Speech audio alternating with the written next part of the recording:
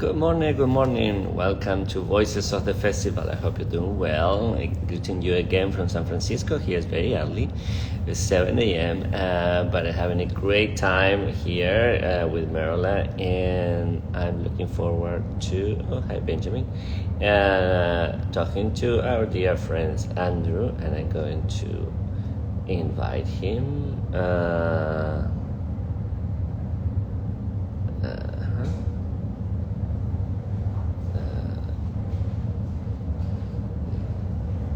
Had to find him. Let's see if I can.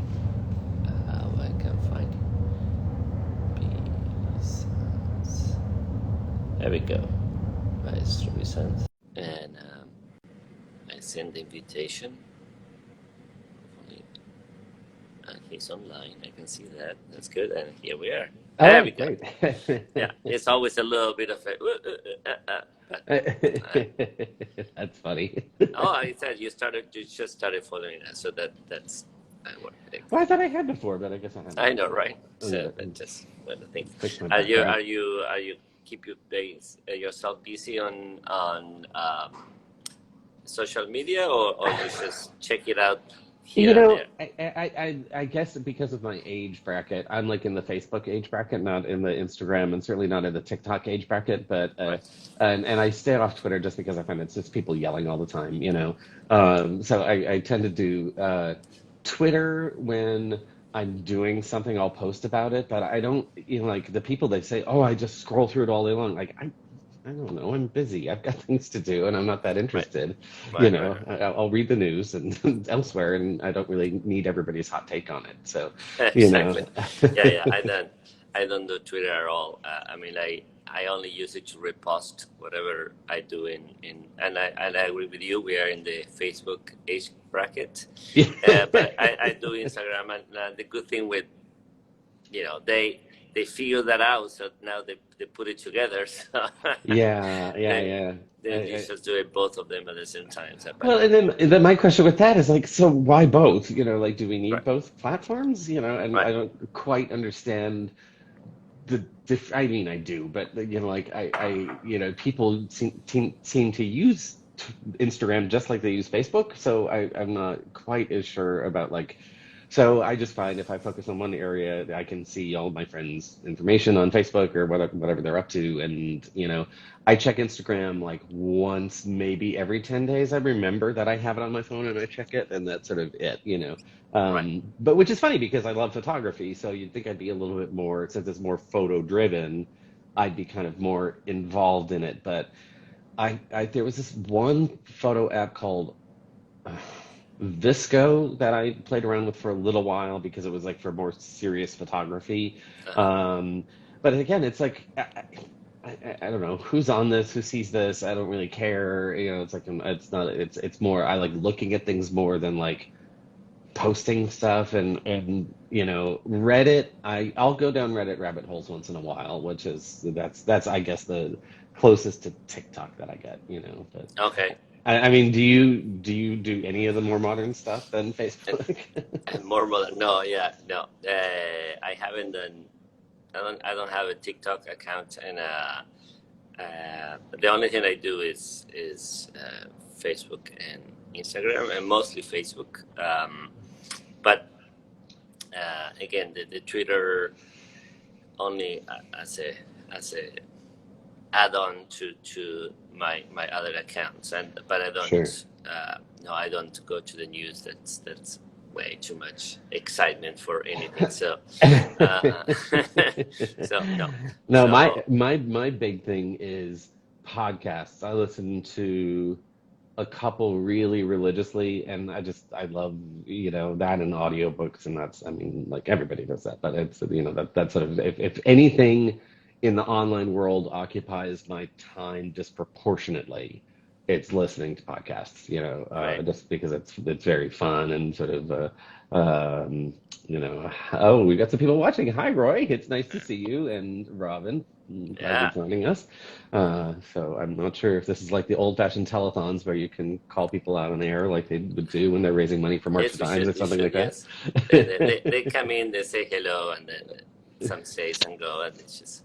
Um, and so, where are you now? Now, I am right now in Ashland, Oregon, my home. Although I just spent a very full day up in Eugene, and as many know, I am the artistic director of Eugene Opera, and we did an event, sort of a live viewing of our recently recorded and produced Magic Flute that we produced this past January. And we had gotten a nice grant from the Halt Foundation, which is a local foundation in Eugene, to do a four-camera video recording with high-end audio and everything. And I mean, it turned out incredibly well. We had a great video director, so it just had I wouldn't say it's live from Lincoln Center, but it had a really nice look about it. And thanks also to an agreement with our orchestra, we were able then to have it streaming for free for 45 days. So that ended yesterday. So anybody that's listening now, you missed it. But to sort of celebrate the last day of it, we did a public showing of it, and I sort of did a live introduction and talked about what it was like doing the production and did a preview of the piece. And so that was really nice. I will say, for those of you who don't have experience in Oregon, driving up and back in the same day, it's only 5 hours total of drive time, but it's a lot. It's pretty harrowing because it's through all of the southern mountain passes in Oregon, and I'm from originally Western New York, which is as flat as a pancake, and then Florida, which is flatter than a pancake. And doing these big mountain passes is pretty. You have to keep your wits about you as you're driving along. So that was.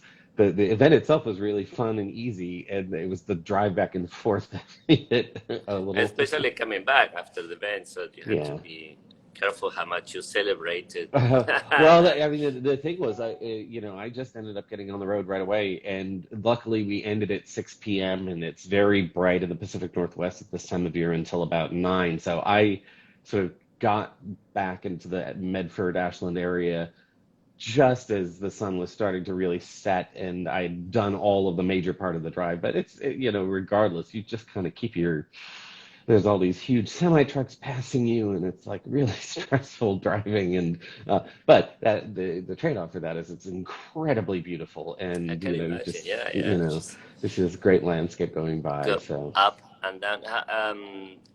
Is it driving mostly west, or are you going north or south? north south, north south. So Ashland, Eugene is right in the western middle part of the state, and then Portland's at the top. And then on the south part of I-5 is Ashland, and we're very close to the California border. As a matter of fact, we're about 10 miles away from California. So And how far are we? How far are you we're from San about, Francisco?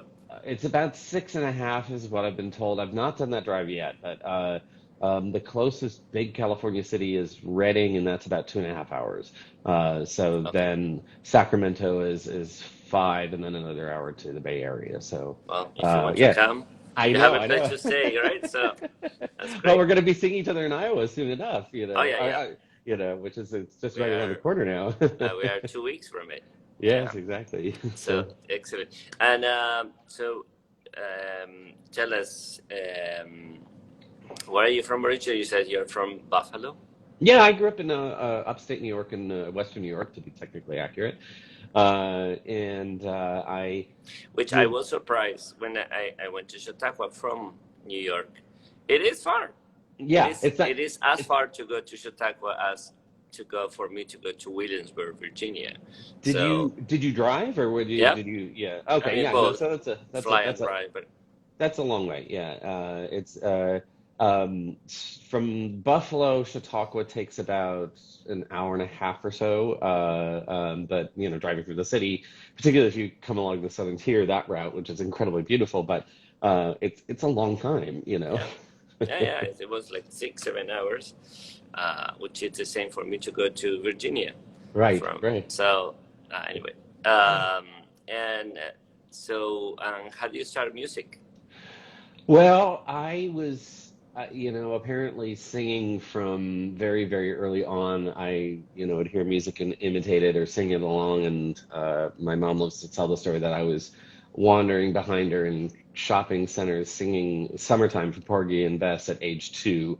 Oh wow. Yeah, but let me put it in this way: that it wasn't from the original cast album because I don't think my parents had that. It was from like the Ella Fitzgerald version. Okay. So I grew up listening to a lot of the the American songbook and standards of jazz, and I had sort of a bifurcated household. My mom was a big jazz fan, and my dad was like classical music, but like sort of the meat and potatoes classical music, like Beethoven and Tchaikovsky, and Uh-huh. really a nice big bombastic things. And when I was about 4, they bought a piano for my sister, who was interested. My sister is about 5.5 years older than I am, and I was starting to pick things out that I would hear at the piano, and they said, "Oh, I guess we better get him lessons too." And so that sort of started it. And so I started studying piano when I was 5, and studied violin and studied then later French horn.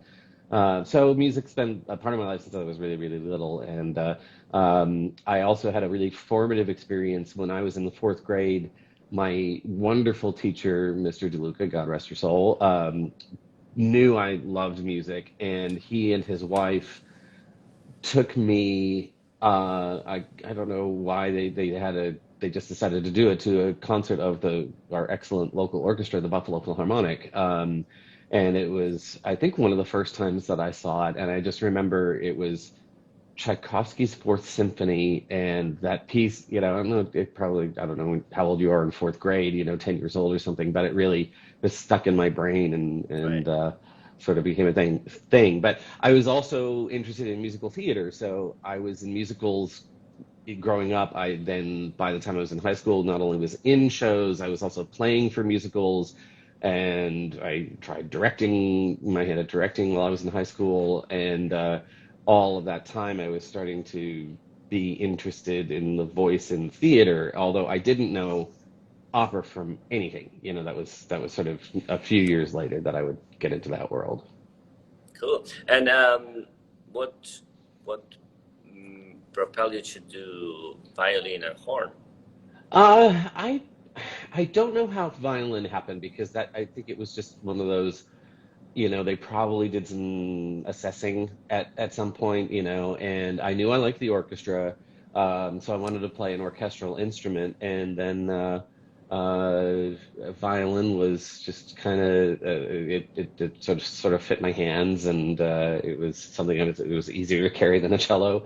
Right. And then horn came a little later. Horn came when I was in middle school, and that at that point I really just loved the sound of it. And I remember at that point, I'd been to a lot of Philharmonic concerts, and seeing the way Buffalo's orchestra is in its hall. It's sort of a very relatively shallow stage compared to the sort of box shape that you see in a lot of theaters and concert halls.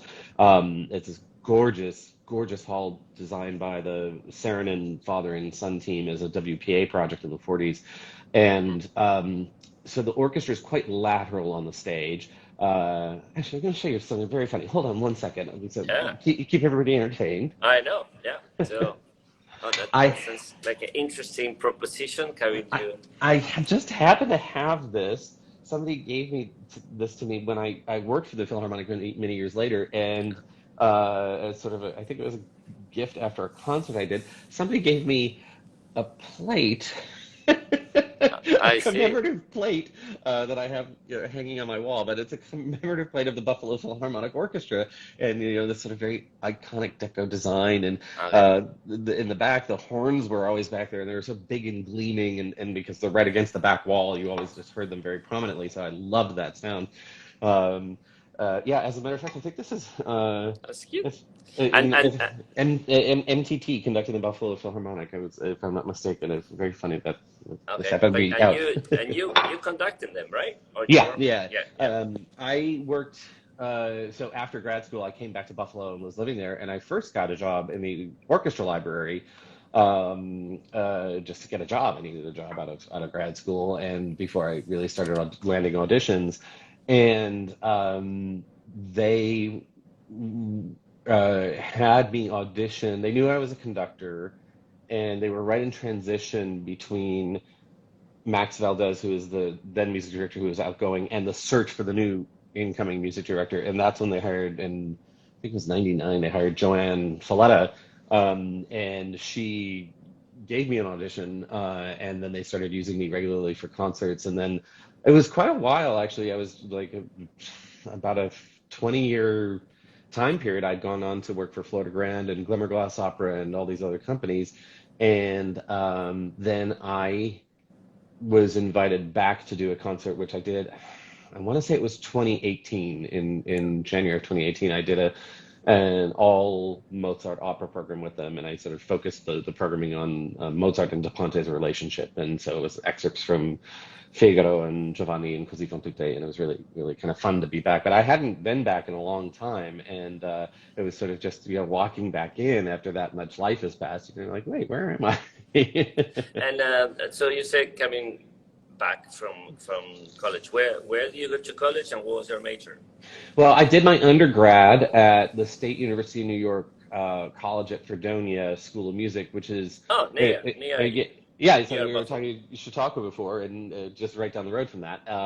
And it was one of, at the time, the two undergraduate music schools in the SUNY program were Fredonia and Potsdam.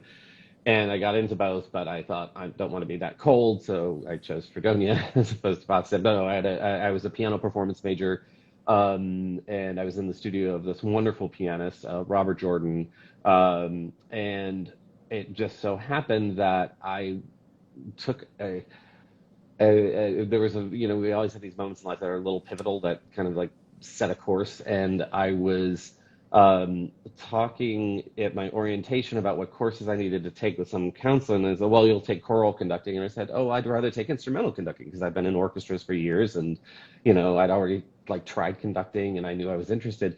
And I said, no, no, no, well, pianists always are choral conductors because then you get a church job or whatever. I'm like, no, no, no, I really want to take instrumental conducting. And this is just like 101. It's not like some big in-depth course. But so they said, okay, fine, but maybe you should do both, or just in case. And it was like fine. So I started this instrumental conducting class my freshman year, and it was taught by this really grand old violinist who was the violin teacher at Fredonia named Charles Joseph, and he had played in the Philadelphia Orchestra under Ormandy, and was a conductor himself. And he was quite elderly at the time that he taught this course, but just whatever, something clicked. And a couple of weeks into the class, he pulled me aside and he said, you've got something different. You actually should really pursue this. And at the time, the conductor of the Fredonia Symphony, and also what is now the Western New York Chamber Orchestra, is a conductor by the name of Grant Cooper, who believe is still music director of the Charleston, West Virginia Symphony. I'm not sure if he is or not, but he's got a very active career.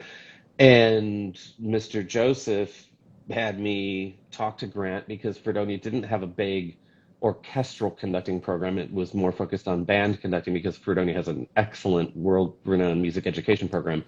And so I talked to Grant my sophomore year, and started studying with him separately as an independent study to start studying conducting. And by the time it came to apply for graduate schools, that was my sole interest. I wasn't going to pursue a piano degree beyond the degree that I got at my undergraduate, and so I was looking only at conducting programs for grad school. And where did you go?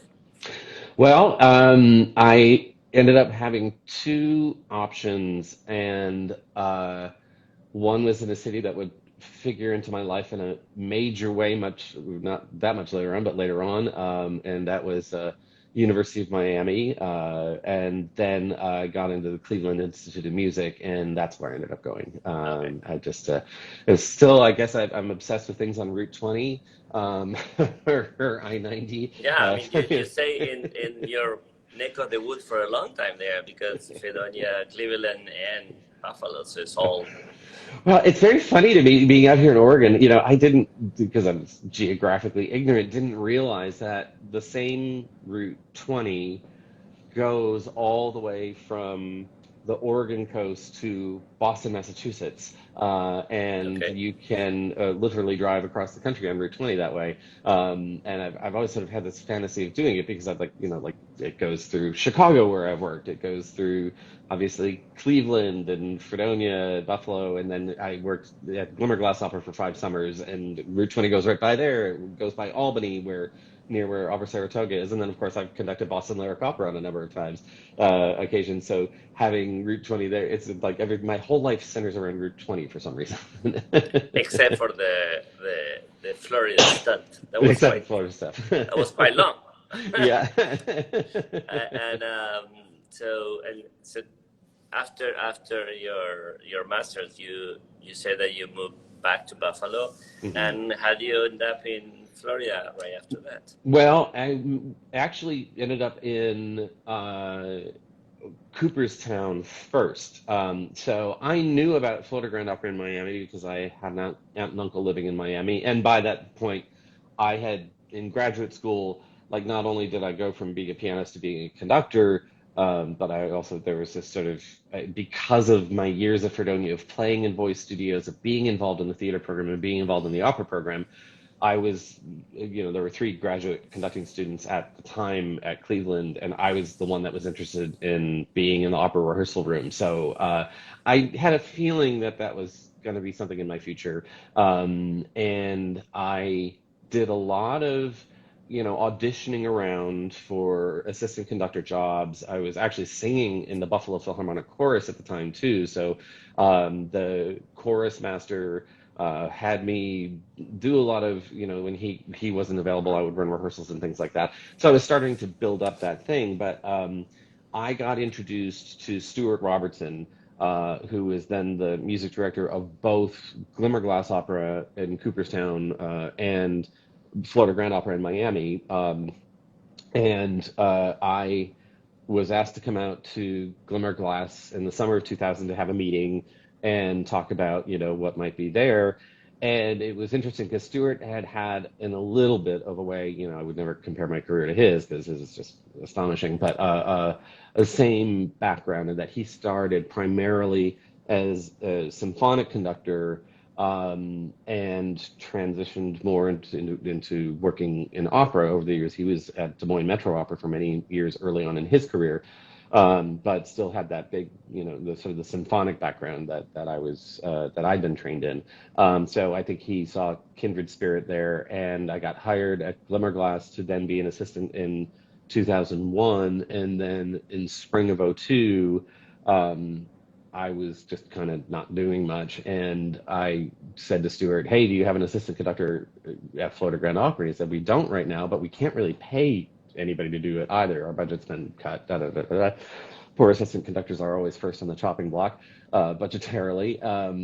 Which is, by the way, I will say very proudly in Eugene Opera, we've always made a space, doesn't pay a lot, but a space for particularly a conducting student at the University of Oregon to come in if they have interest. And we've got a wonderful one right now, Daniel Cho, to come in and be assistant and sort of learn how opera works, because it's a different animal than how a symphony, prepares and how you have to conduct a symphony. So I got hired at Glimmerglass Opera and then went down to FGO and worked on a couple of shows there. And then they offered me a position. They found room in the budget somehow, which I talk in these terms now because as somebody who runs a company and is producing, you're always thinking about like, well, where in the budget can I steal that $500 to put towards that thing that I really want to have happen? So they did that. Part of the music staff at Florida Grand Opera and stayed there for a decade as part of the company, and then have guest conducted pretty regularly ever since that point. So FGO was really the, Buffalo Philharmonic was very important in a certain way, but then Florida Grand was really the big, my education, and certainly Glimmerglass as well, and learning the repertoire. I didn't have the experience of being a coach that played rehearsals or a repetiteur that played rehearsals for years before getting up to conduct. My background was studying as a conductor first, so I had to learn the repertoire, kind of in reverse. And, luckily, one of the things that Cleveland had us do was study at least rudimentary study the rudiments of languages of French, German, and Italian. And then my French was pretty decent, so Italian was the next to come along. My German is still terrible, and I'm really embarrassed at my age and my profession that my German's as bad as it is. Okay. But so, and it's always just sort of a natural progression because, again, growing up in theater, and having this also the symphonic background, it was like growing up listening to my mom's jazz and my dad's Beethoven. Your brain starts to put things together, and so I went over to the dark side of opera, and that's then kind of Yeah, and yeah, you're in it. it. When did we first meet in Florida? Remember, it was in Orlando. Hmm. You came to Voice Experience after you have done probably dialogues, I think, of Carmelites in Northwestern because That's you right. came highly recommended by Fabrizio, and it was that 2000 what? That was, I think I can peg it. I think it was 2007, because I remember it was the second thing that I did for Northwestern University, and that was the year of that. So it was that summer because, pardon me, Cheryl was on the faculty at the time at Northwestern, and he'd been sort of lurking around rehearsals and giving the baritones advice and things like that. And and I had done Little Women for Northwestern in 2004, and Cheryl was there, but I don't remember him as much. I just remember going, "Oh my God, that's Cheryl Milnes," like we all do initially Right. until you get to know Yeah. him, and you're like, "Oh, Cheryl." No, but just Right. but he was around a lot for dialogues, and I think obviously he and Maria were great friends with Fabrizio and also with Bernie Dabrowski. And so I remember going out to dinner at some point, and it was like the murderer's row of the voice experience kids because it was Jessica Best, Michaela Osta, all of these Alex, all of these people who would end up being part of the voice Well, experience family for years, and they were all in that production of Dialogues of the Carmelites at Northwestern. So it was very funny, like how Jessica and I are going to be working together this summer, and we've now known I each get. other since 2007. I know. Yeah, and then she said that it was her 15th anniversary. Is it 15? Probably yeah, 15th Yeah, anniversary. yeah. This last year or this year? What? No, I think. But no, last this year. This year is her first anniversary. So she's with us a long time. So and you too, and you've been back pretty much every year. I think one summer was it, but other than that, I think there were 2 summers after we moved to Savannah for various reasons that I had other right, obligations that I couldn't make it work. Though honestly, this has been such a huge part of my life, and looking back that it's been 15 years that I've been part of VE, and Savannah Voice Festival. It now is one of the things that I just look forward to every single year, and even in the pandemic years of the last 2 years. I mean, last year was certainly strange enough, where we're in the middle of a rehearsal, and then suddenly the assistant conductor gets a text message that he's been contact traced and has to run out of the room. I mean, it was just nuts. right, But the year before, in 2020, when we did all of that work only online, and Maria and the whole and Lonnie and everybody put together that immense digital season that was so complicated, it just, I think it solidified for me what a home this place is. And you don't have that much in this business. If you're lucky if you have a company that you work with regularly, and I do in right. Eugene.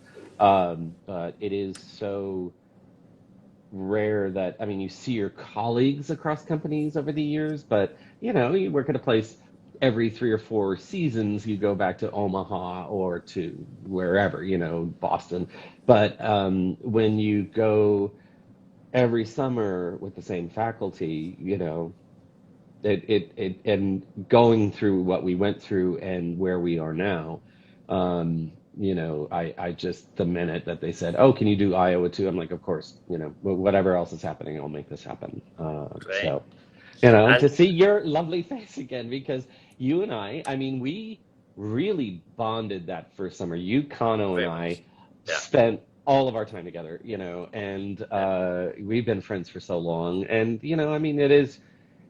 people that don't do what we do don't quite understand. Like, there's not a lot of glamour in our business. It's wonderful, and we love making music, and it's all that, and you get paid a penny for doing it. And at the same time, it's the fact that you make these really strong friendships, and you do it as much for that as for the art as for anything else, you know. Exactly. Yeah, it's just hanging out and have dinner after rehearsals, and that is it. That is as part of the tradition as any. Oh, thank you, JC. Hi, Uh, buddy. Good to see you, JC. Thank you, thank you.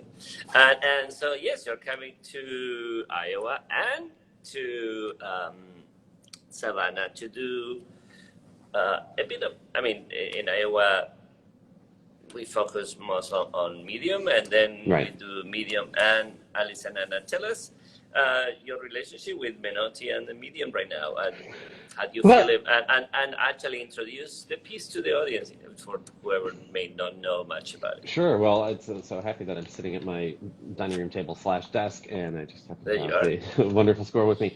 The medium, it's one of Menotti's earliest hits, and it was written for television originally. And it's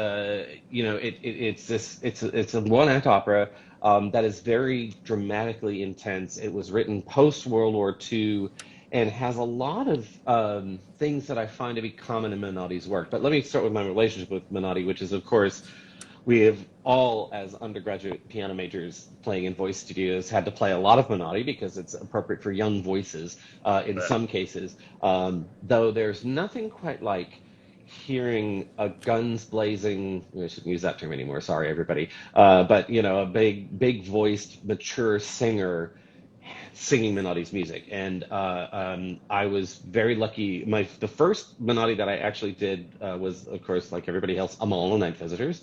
Then, then I have a little bit of a detour, which I'll tell about in a second. But then it was many years before I did my next big Menotti, and that was the console. And it Oh wow. wasn't in a student setting. It was actually at Florida Grand Opera with the magnificent Cara Shea Thompson singing the role of Magda, and with Victoria Livengood, Vicky Livengood, who was in Menotti's famous 1997 production in Italy that was recorded, and she played the secretary in that, while Vicky played mom in the Marie Powers role in Miami. And you know, I don't, I don't want to say that I subscribe to this, but there is a certain amount of poo-pooing about Minotti's music that it's just a little too treacly or whatever it is, and it's really not. It's very sophisticated, and console and the medium are incredibly powerful pieces of music. I think that sort of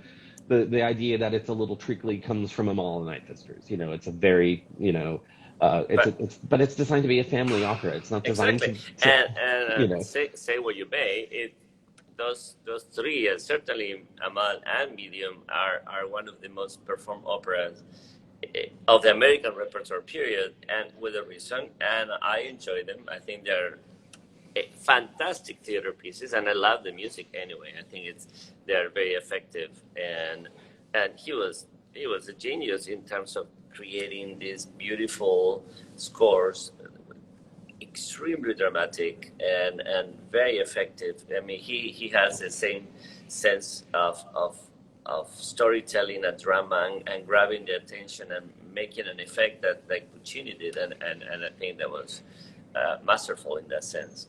Well, I think you hit it right on the head too, because I think part of, again, the sort of poo-pooing of him is that he didn't follow um, the he dared to have a melody in the 1950s, and that wasn't cool. Like, people didn't like that. Exactly. Yeah. It wasn't edgy enough. It wasn't, it didn't subscribe to a compositional system like 12 tone or something like that, or I mean, he's not very while he is quite discordant in his music, it's never not tonally centered. Right. And because of his love, and one could argue that his partner, Samuel Barber, is sort of the same way. And their music was often, kind of derided for the fact that it just wasn't, this sophisticated modern thought.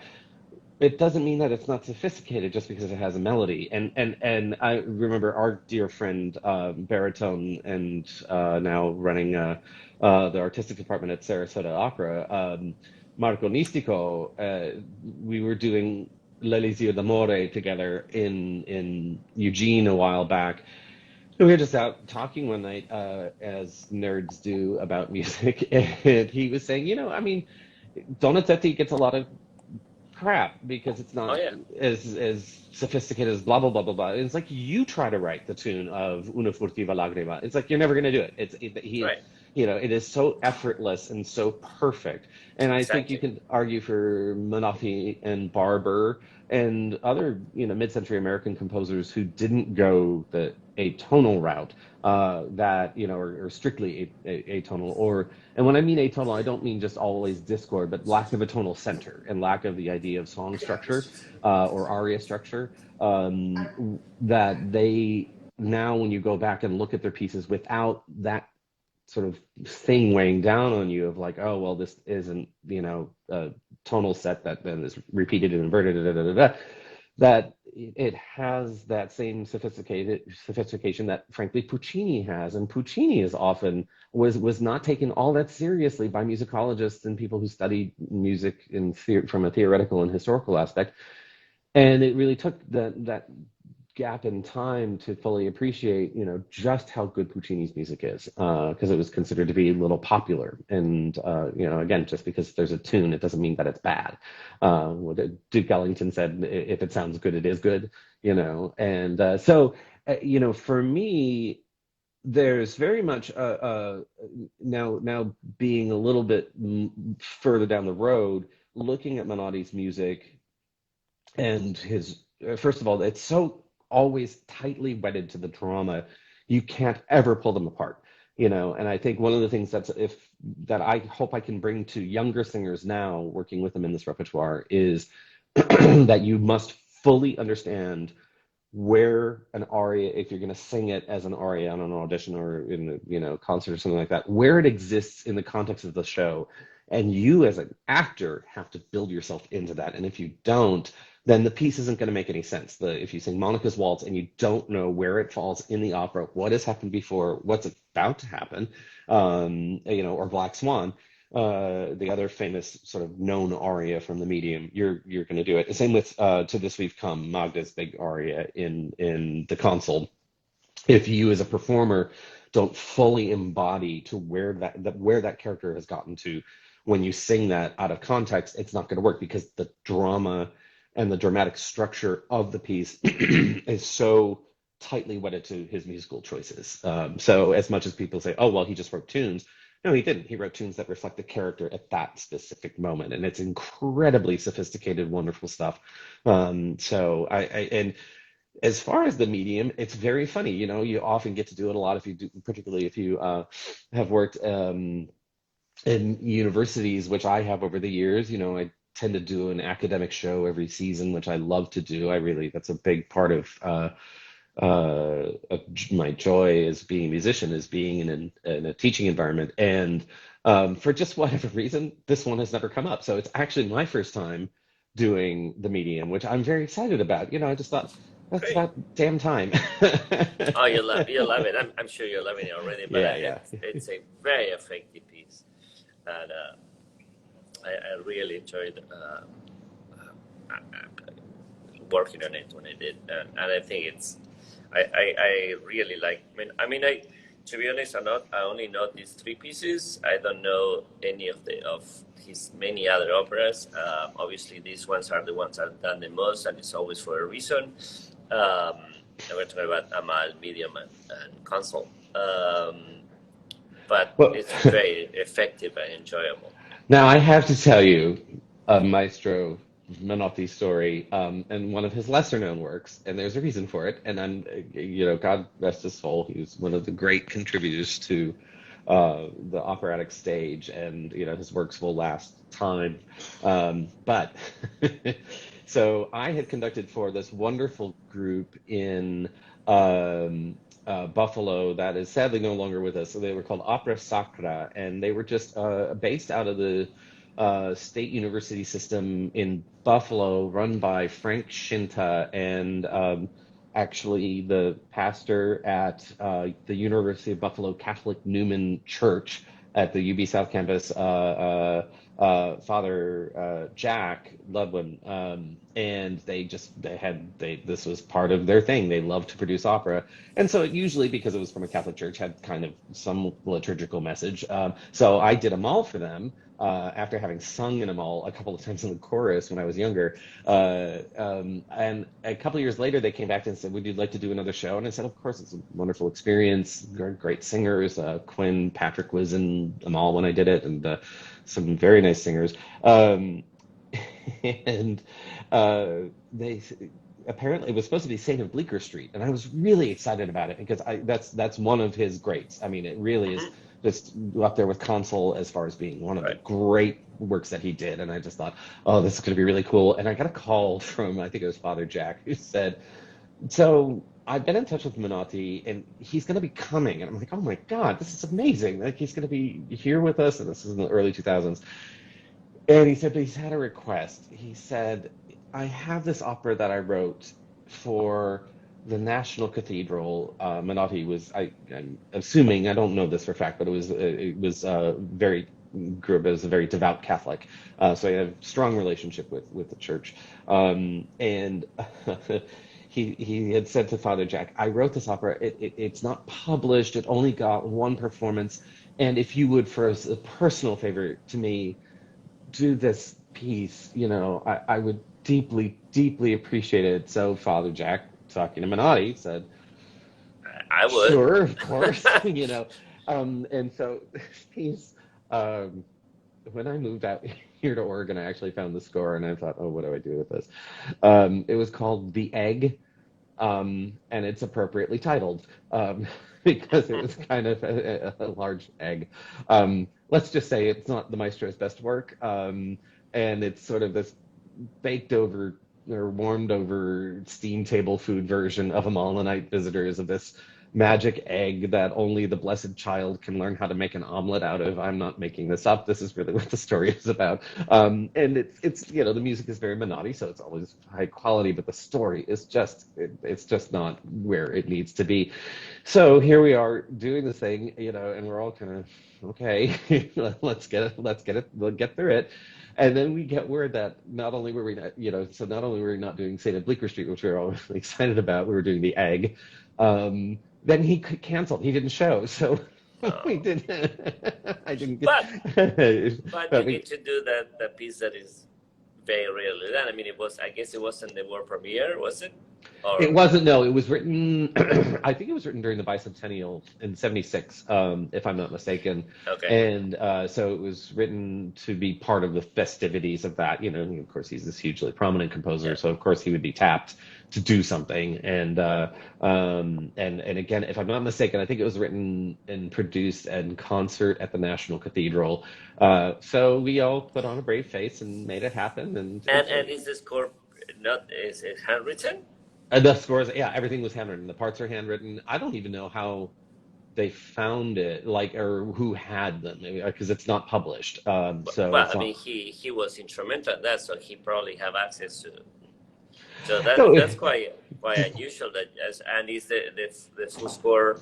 I mean, the score written by him, or it was by a copyist? I think it was in his hand, if I'm not mistaken. That's already great. I mean, you have the score. I mean. Yeah, no, it was an interesting thing to do, a rarity of a composer. And I do a lot of new work. I just actually was recently talking to the wonderful composer Darren Hagen. I did the premiere of the orchestral version of his operatic triptych New York Stories last year with Florida Grand Opera, and just revisited one of them for a fundraiser for Eugene Opera. And I love working with composers because, first of all, they're alive, so you can say, is that really an A flat? Or there's the trumpet seems to be mistransposed at that point. So you mean that? As we're often, when it comes to even very standard repertoire, left to guess, Uh-huh. left to make our best guess, a very educated guess. I mean, we're not stabbing in the dark, but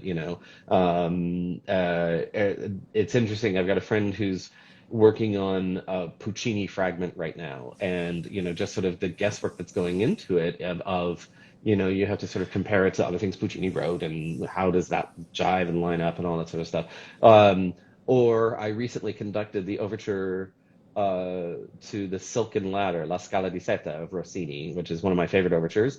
And Oh, I know you know this piece, and there's a huge discrepancy about whether the first note in the oboe solo at the very beginning of the overture is a G or a C. The critical, highly researched edition by people who are way more degrees than I do says it's a G, but every oboist will tell you, no, it's a C. I've never played a G in concert ever. So it is nice to get on the phone with a composer and say, Darren, there's a figuration in the bassoon here that's out of whack with how it goes every other time. Is that a deliberate choice? But that also brings back a lovely Cheryl memory. I was getting ready to do. I had covered Rigoletto a few times as a conductor, not the role. I didn't cover singing Rigoletto, that would be but impressive. Yeah. no thanks. That's somebody else's job. But I was,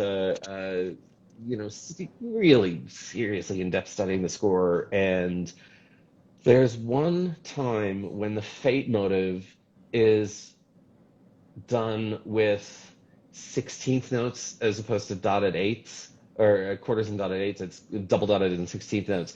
And for those of you, I think everybody watching is a musician here, so you get what we're talking about. And Cheryl, I was in a coaching with Cheryl, and I asked him about it, and I said, well, in both your recordings, and I'm sure every other time you performed it, you're so meticulous as a musician, you sang the 16th notes as opposed to singing it how it goes every other time. And I said, what do you think is it, having played Rigoletto so much, dramaturgically, is there a reason Verdi wrote it this way? And that you interpreted it that way, and why do you sing these as the 16ths as opposed to, doing eighths, which I've heard other baritones do the same way each time. And he said, because Verdi wrote a 16th note. I'm like, got it. Okay, yes, that's enough reason right there. Right. Right. Wow. So, That's true. I mean, although you may some, I mean, by that time Verdi was fairly accurate, but also you may think that there's a point on shorthanding, right? So this is the same tune, the same text, the same. Well, I, right, I don't need to spell it out every time, right. but that is. That is an issue. So, but right. So when you're and talking about live composers, you're going to do in Savannah another piece, but with a live composer, which is going to be playing for you because he requested to actually play for rehearsals and performances. So Michael will not only done the libretto and the music, but also perform the piano part in the premiere of the double bill Alice and Anna, and you're going to conduct. Tell us about your relationship with the score and with Michael. Well, and first of all, I want to say my relationship with the character of Alice herself, who is watching along. Hi, Jess. It's lovely to see you. We were just, you probably, your ears are burning because we were talking about Dialogues of the Carmelites at Northwestern all the way back in 2007, and what a great time. I guess it was a great time to be had by all. So we've known each other that long. My relationship with Michael started at Voice Experience, as far as my personal relationship with him, but of course known of Michael for so many years. One of my great friends in the opera world is Patrick Hansen, who is now the director of opera at McGill University. He's been there for actually about a decade.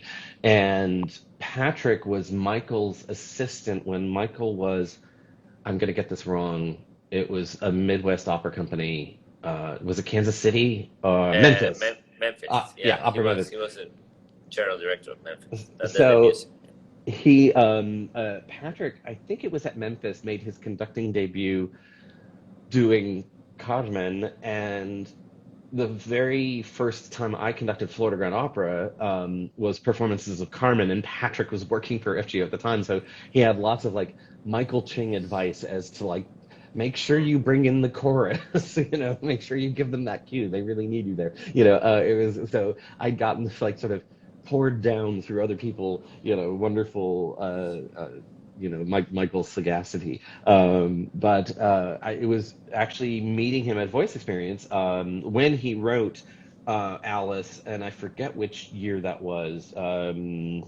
I want to say It was 2015 the Savannah, so or 14 or something like that. yeah, yeah, probably. Um, and so that's Or when I first met him. I'm like, oh my God, Michael Chang, I finally get to meet you. And we went and had a lovely breakfast at that. There's a great place, and I just can't, it's too early in the morning on the West Coast for me to remember the name of it. But I liked him immensely immediately, and I think he did me too. And then when we were getting ready to do the 2020 season, Maria had commissioned Michael to write a second half of Rossini's Cinderella of right. Cenerentola, called A Royal Feast. And of course, all of that got postponed. But then finally last year, we were able to do that in Savannah live, and it was sort of a reading of it because it's he wanted to have the experience of having it performed as great composers do. They need, a lot of composers understand the need to test their piece in the theater and see how it really works, and all of the ideas you have in your head. I mean, even when you're the most experienced composer, still may or may not read with an audience. I've been fortunate to be part of a Mark Adamo workshop on a piece that he had actually already premiered but wanted to revise, and it was great to see his process of how he made the decisions of what needed to go, what stayed, what got revised, all that. And that's always very exciting to me, and it's one of the reasons I love working in with new works Right. is watching the work come together. It's really really fun.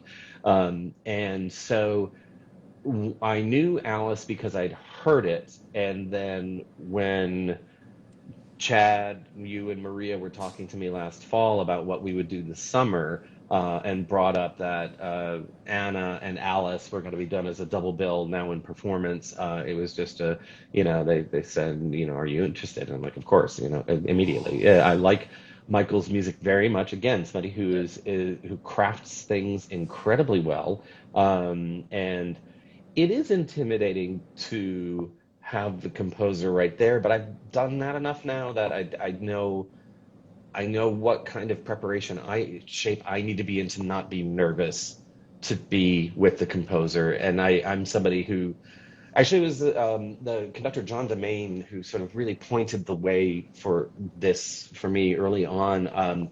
I was assistant to him on the second production ever, maybe third, because I think Indiana University had done it, of Little Women. Now, just one of the juggernauts, one of late 20th century America's, early 21st century America's, because I think it was actually after that point. A work that's done everywhere all the time. And um, when we showed up to rehearsal in Glimmerglass, again as an assistant, I was very prepared. I had already played big chunks of it for scenes programs and things like that.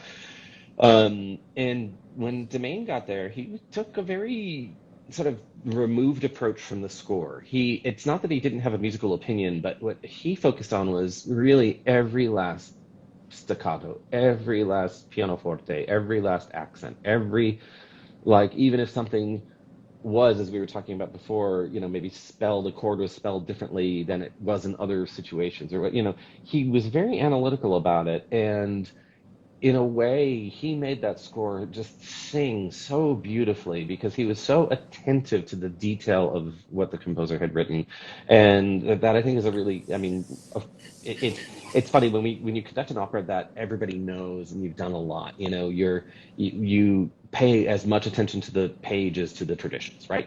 Oh yeah. So that has to be part of it. But when you're creating something new, you don't have those traditions, and so you Right. really have just what the composer has given you to go off of. And it's sort of, I love hearing about performers in other areas of the performing universe talk about their process and preparation. And I was hearing a discussion amongst actors talking about how there's this acting technique where you take a script and you white out every stage direction. not the text, but every stage direction. So there's no context for the words. So all you have are the words. And I think this is sort of an interesting exercise when, I know Michael's music, but only a little bit. Unlike Minotti, whose music I've done quite a bit, I can make, certain leaps in my brain to say, this is how this would go. Even though it's my first time doing console, I've done enough of this stuff to say, okay. But on the, when it comes to a piece like both Anna and Alice, the great fun part of the process for me is, there's no context in my brain for his music in a major way, so I therefore need to just really pay attention to. Can't make leaps, So it's a really almost as dot by dot putting it together kind of approach to learning it, and that's really it's invigorating. It is, and of course it's intimidating that he's going to be there, but but he's the warmest person on the planet. Exactly. And That's he's what like, I was saying. I also did this premiere of Birthday Clown, and essentially he was, to any question I said to him, I said, "Oh, do whatever you want. Oh, well, do whatever you want. I already did it. I already wrote the score. So now you do whatever you want." And he was there all the time, and he will trust my judgment, and I will point at certain things that I discover in the score and say, "Oh, I didn't notice that," or "Oh, look at that," and he will just have no say in it. It's just like, do whatever you want. yeah. So it's just very interesting. Well, because I think again, his brain, it's like it just never stops. I mean, he just is always going. So I think he's just as excited to hear his work. I mean, knowing composers, I know one of the things that is always exciting is when you hear your work through somebody else's eyes, or see your work through somebody else's eyes, or somebody else see your side, whatever the metaphor is. Again, too early on the West Coast and not enough coffee. But that there's a trust in us as interpreters as well, that we're going to be as faithful as our abilities allow us to be in interpreting this, and I think when you develop that kind of relationship with a composer in particular, it's a very trusting one, and I mean, we all make dunderheaded mistakes, and it's like, oops, misread that, but there was even one in